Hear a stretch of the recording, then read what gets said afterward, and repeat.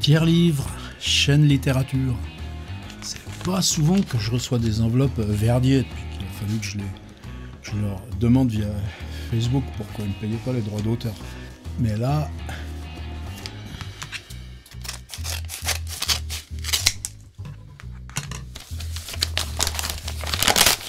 Et pourtant, qu'est-ce que j'y étais attaché à cette couverture jaune. Lionel Ruffel, Trompe la mort. Je savais que c'était lui. Tiens, maintenant ils font des pellicules, des couvertures lavables. Vous savez, c'est la trésorerie des éditeurs, c'est envoyé en office au libraire. Ensuite, ils renvoient, mais tout ça, ça fait marcher. En gros, ça fait tourner un peu l'argent. Et après, il y a quelqu'un qui, avec un petit chiffon et puis de l'alcool, repasse les couves pour que le livre puisse repartir en circulation. De Ruffel, j'ai aussi Brouhaha. Alors ça, c'était chez Verdier aussi, mais une collection que justement Lionel avait fondée lui-même, qui s'appelait, avec son frère, qui s'appelait Cowid.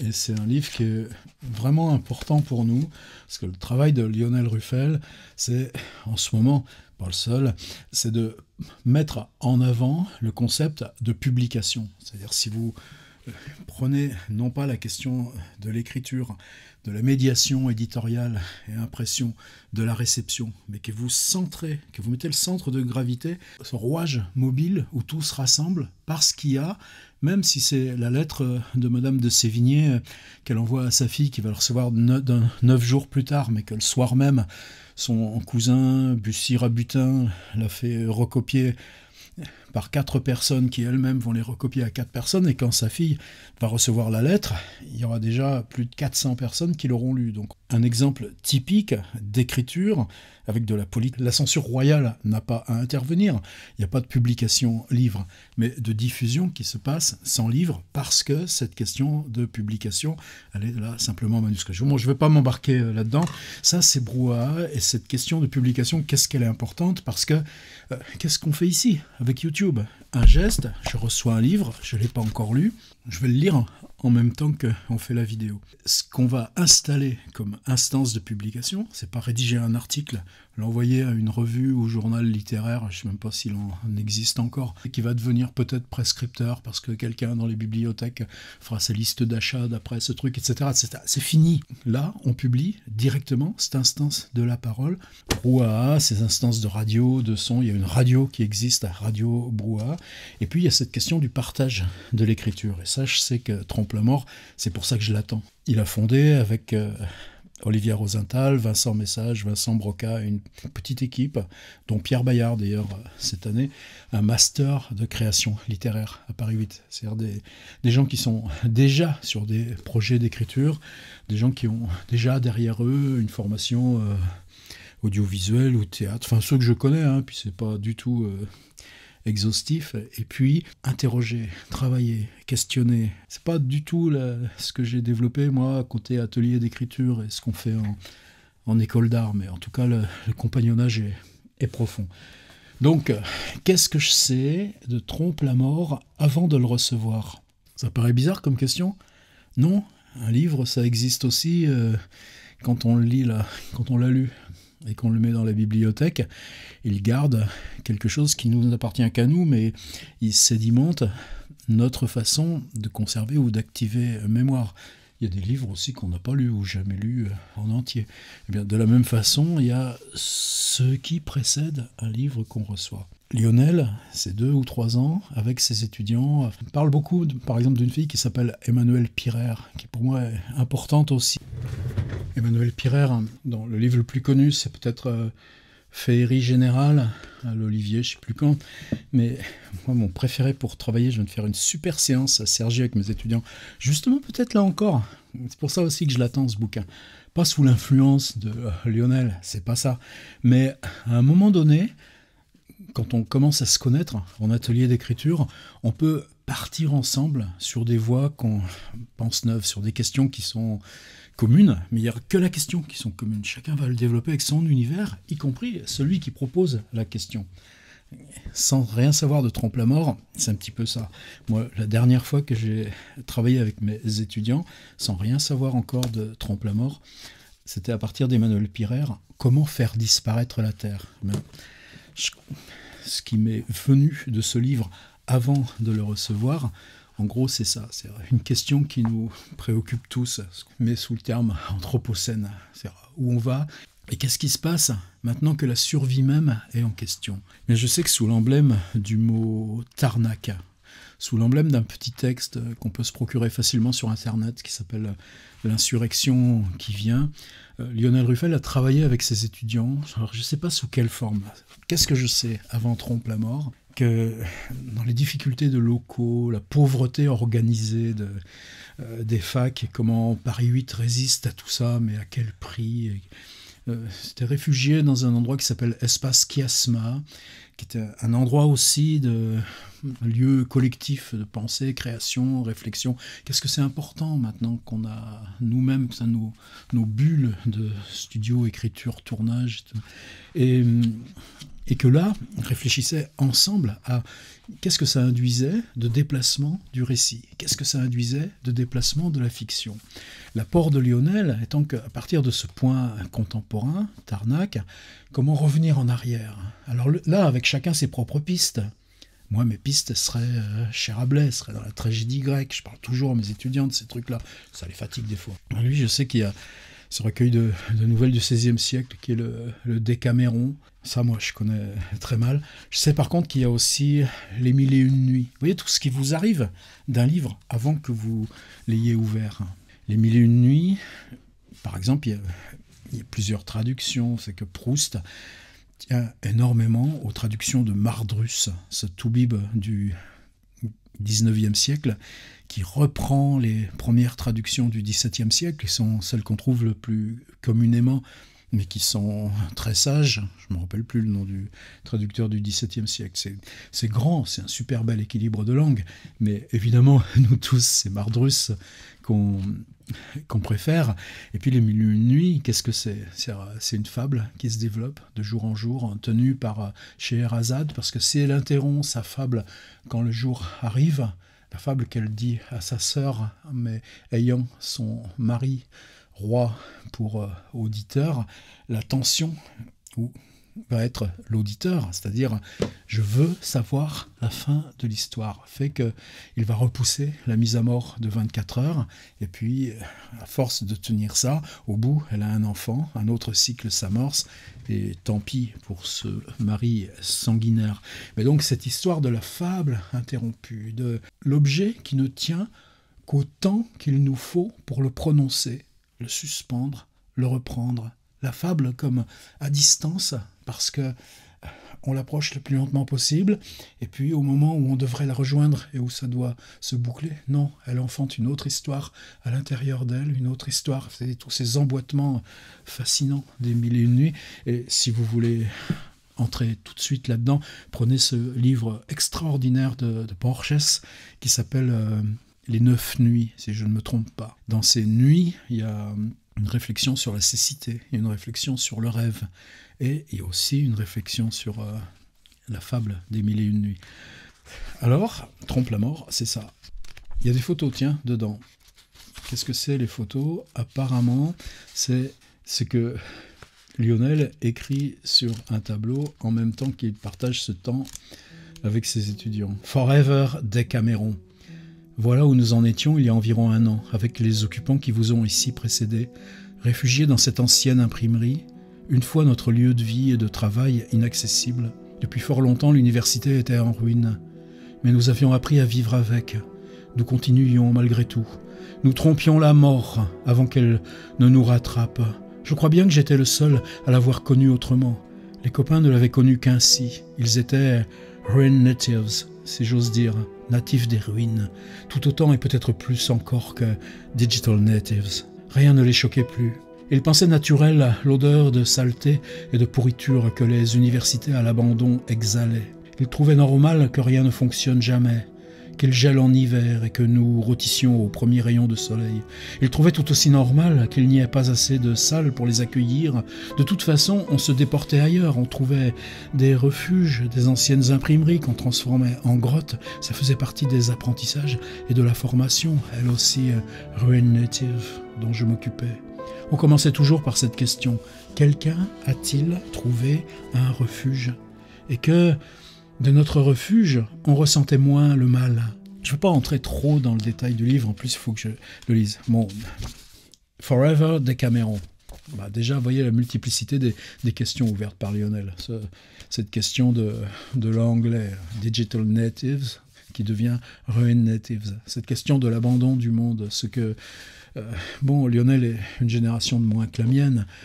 N'empêche que ce qui se passe depuis 80, depuis la chute du mur de Berlin, et puis cette espèce de refermement qui s'instaure, cette espèce de montée de la menace qui s'instaure. Nous, c'est quelque chose qu'on vit comme une progression enfermante, au même titre qu'on a eu, enfin moi j'ai eu mon premier ordinateur, 88, ma première connexion Internet, 96. Les étudiants à qui on a affaire, un monde sans Internet, ça n'existait pas, même alors qu'ils apprenaient à lire. C'est-à-dire les gestes de réseau, petit gamin de 20 mois avec un iPad, ou quand il vous pique votre téléphone, il y a déjà des apprentissages basiques. Ça va de pair avec le langage. J'entre pas là-dedans, mais d'autres choses aussi, c'est-à-dire cet espace converti en espace collectif de pensée et de travail, il a une histoire. C'est quoi son histoire? Un bâtiment industriel. Comme par hasard, une imprimerie. Comme par hasard, là encore, ce jeu de la publication. Par exemple, si vous allez à Pantin, juste à côté de Paris 8 Saint-Denis, il y a une rue qui s'appelle rue Cartier-Bresson. Ce qui est fascinant, c'est que Henri Cartier-Bresson, le photographe, avec son Leica 35 mm. Cartier-Bresson n'aurait pu exercer son métier de photographe s'il n'avait pas eu la famille derrière. Qu'est-ce que c'était? Une famille d'imprimeurs. D'ailleurs, dans cette même rue, il y a encore une école d'imprimeurs, une école d'imprimerie, une formation, un CAP d'imprimerie. Je ne sais même pas si ça travaille encore. Par contre, qu'est-ce que vous voyez comme camions qui sortent de cette rue Cartier-Bresson à Pantin? Ils impriment quoi?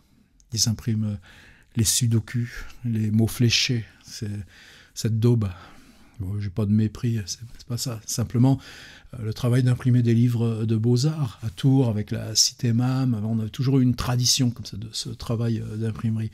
Ben, il y a longtemps que c'est fini, donc c'est pas simplement le fait que le bâtiment industriel soit désaffecté, c'est le fait que ce qu'on écrit, ces récits sincères, trouvent leur porosité, trouvent leur écosystème de diffusion, parce que une société entière, un gars qui fait du travail de typographie, s'approprie différemment le récit. Donc vous voyez, tout de suite ça commence à diffuser, à multiplier. Qu'est-ce qu'on transmet? Est-ce que quand on transmet pour Lionel le Décaméron ou les Mille et une nuits, et si moi je travaille sur mon Rabelais, mon Balzac, c'est ces vieilles dames venues du passé, c'est pas nouveau, hein, c'est Chateaubriand qui disait que Rabelais c'était la mère des lettres françaises.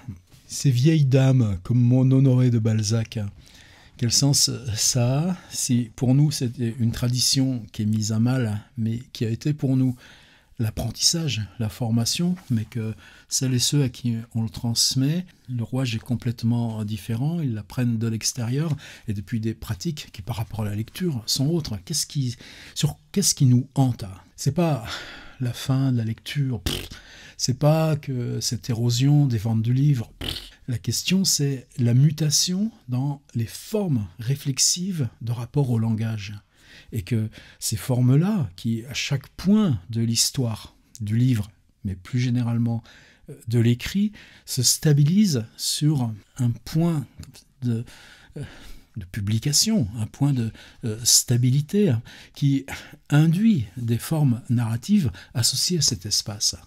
Bon, pour Balzac, c'est évident, entre le premier pseudonyme, Lord Haroun, qui étaient des cahiers, bref, qu'on se lisait dans les cabinets de lecture, et puis 3 ou 4 lecteurs pouvaient lire le même livre en même temps, puisque les cahiers étaient séparés, ou Horace de Saint-Aubin, deuxième pseudonyme, et puis là, c'est l'instance de publication en revue, qui est un truc. Et puis ensuite, écrire dans la presse, et puis tout d'un coup, dire que si on parle de physiologie du mariage, ou si on parle des excitants comme le café, ou si on parle des lois de l'argent, eh bien tout d'un coup on n'est plus dans la fiction, on est dans un rapport au texte beaucoup plus fort. Et si ce rapport fort au texte, parce qu'il est dans la presse, parce qu'il n'utilise pas de forme romanesque, mais qu'on le déporte un tout petit peu, et qu'on le remet dans l'univers de personnages, Honoré de Balzac, ça n'a rien à voir avec Le vrai patronyme Honoré Balsa, B-A-L-2-S-A, donc c'est un troisième pseudonyme, mais qui est fait bâti sur une certaine cohérence triangulaire entre l'auteur, l'illusion, la forme narrative. Et Balzac, qui écrivait 14 jours, une fois tous les 2 mois, disons, souvent écrit une espèce de rythme permanent, 140 pages. Et si vous lisez Illusion perdue, ben c'est 3 parties de 140 pages, etc., etc., etc. Ouf, je m'écarte? Non. Ben finalement, je ne savais pas trop comment faire avec ça. C'est-à-dire, je le lis d'abord et j'en parle, ou tout d'un coup, qu'est-ce que j'attends de ce livre-là? C'est-à-dire... cette question, toutes ces questions qui se mêlent, je sais que Lionel Ruffel, parce que ça fait 2 ans qu'il parle un petit peu de ça, avait besoin, pour lui, dans ce moment de son travail, de les écrire. Et c'est en collection jaune. Ça veut dire que Lionel, qui est un universitaire, quelqu'un qui est capable de théoriser beaucoup mieux que moi, et c'est pour ça que le rapport est important. À un moment donné, on reglisse dans un autre espace. Vous avez vu dans le Forever de Cameron, voilà où nous en étions, il y a le nous, avec les occupants qui vous ont précédé, réfugiés dans cette ancienne imprimerie, une fois notre lieu de vie. Depuis fort longtemps, l'université était en ruine, mais nous avions appris, etc. Le décalage de syntaxe fait que cette situation réelle, dans laquelle ils sont pour écrire, le moment d'écriture, devient lui-même l'instance de la fiction. Qu'est-ce que ça dérange ? Et en quoi, à ce moment-là, celui qui propose le voyage au long cours, qui propose ce séminaire avec Tarnac et Mille et une nuits, s'il s'en saisit lui aussi, qu'est-ce que ça donne? Est-ce qu'il invente un récit à côté? Non. Il fait de cette situation même un récit. Ça veut dire que moi, je suis dans un moment particulier, ça fait 25 ans que je fais des ateliers d'écriture, je continuerai les stages et les workshops. Merci d'ailleurs à ceux qui m'invitent, parce que c'est pas ce que j'aurai de retraite à GSA qui va me permettre de boucler les fin de mois, mais j'ai besoin de réfléchir à ce que j'ai fait de ma vie depuis 25 ans. Comment ça s'est accentué, accéléré depuis 5-6 ans que moi j'étais en école d'art, mais que cette question du creative writing, de master de création littéraire, grâce à Lionel et Olivia, a petit à petit, je vais dire sursumé, comme on disait autrefois, relevé, comme disait le grand Hegel avec son Aufhebung, la relève. Soldat qui relève un autre. Jeune soldat, et Vincent, les vieux cons comme moi, mais je l'assume avec plaisir, mais besoin là de réfléchir. C'est-à-dire que Lionel Ruffel quitte la peau de théoricien et puis vient ici, en tant que récit, mais rouvre ce qui se passe quand on déporte l'écriture dans une instance collective. À ce moment-là, le titre qui prend une drôle de résonance. Je n'ai pas lu le livre. Trompe la mort. Depuis le début de cette histoire, je dis matière, car que dire d'autre? Parfois ma langue fourche, je suis tenté de dire livre ou texte. Parfois même j'ai besoin de m'appuyer sur Galland. Galland, c'était le traducteur historique des Mille et une nuits au XVIIe siècle dont je cherchais le nom tout à l'heure. Tiens, lui, il est pas Mardrus. Pour trouver un auteur, comme si j'étais privé de mots, comme si ma compréhension butait. Pourtant, et c'est cela que je voudrais partager avec vous, la culture littéraire, ce n'est pas uniquement des livres, des auteurs, des textes. La culture littéraire, c'est beaucoup plus que des objets et des acteurs. C'est ce qui la rend éternelle. Les auteurs meurent, les textes tombent dans l'oubli, les livres disparaissent, les matières, non. Elles circulent, elles sont réappropriées, digérées, transformées, reproduites, republiées. Les matières sont virales, mutent, se renforcent, parfois s'éteignent, et tout à coup on les voit ressurgir. Aucune autre matière que les Mille et une nuits n'a cette puissance trompe la mort. Peut-être précisément parce qu'elle n'a ni auteur, ni texte, ni livre. C'est un défi à notre intelligence et à nos habitudes. C'est un défi de parler des Mille et une nuits, car on dit livre, on dit texte, mais non, ça ne marche pas. Voilà pourquoi je dis matière. Ou bien pour l'opposer au corps fini du livre, je peux dire aussi corpus.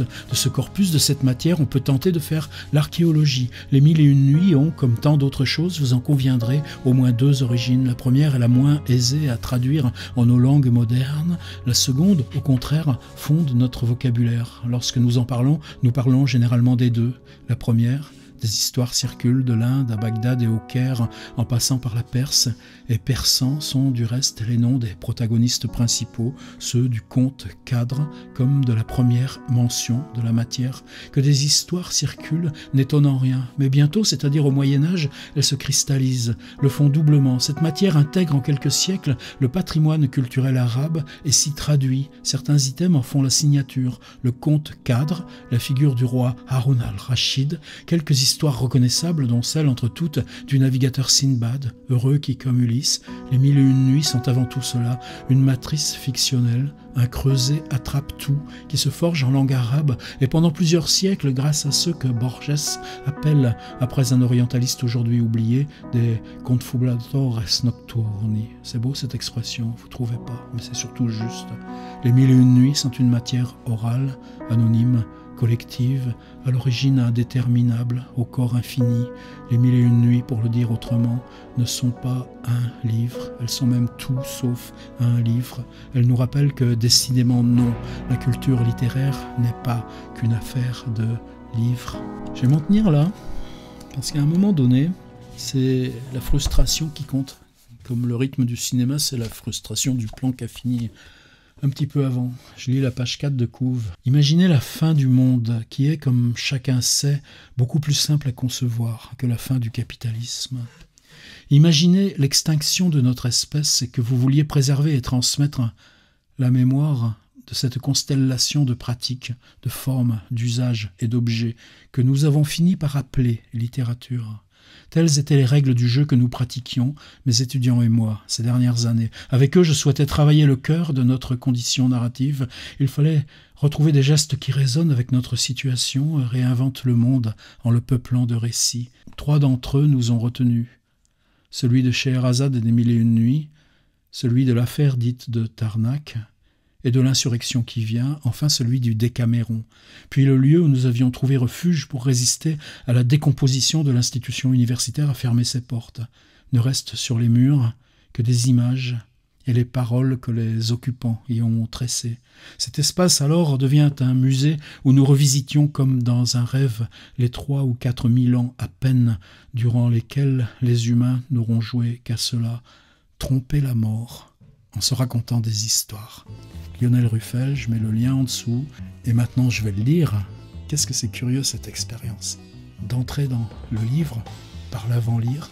Comment il vous répond dans ce moment-là, comment il déjoue votre attente, justement pour préparer son terrain neuf. Et salut à Lionel Ruffel, très sensible au fait de ne pas avoir eu à aller l'acheter en librairie, même si, bien entendu, je n'y eus pas manqué. Pour François, ma propre contribution au récit d'atelier en amitié et complicité. Je lui renvoie la balle.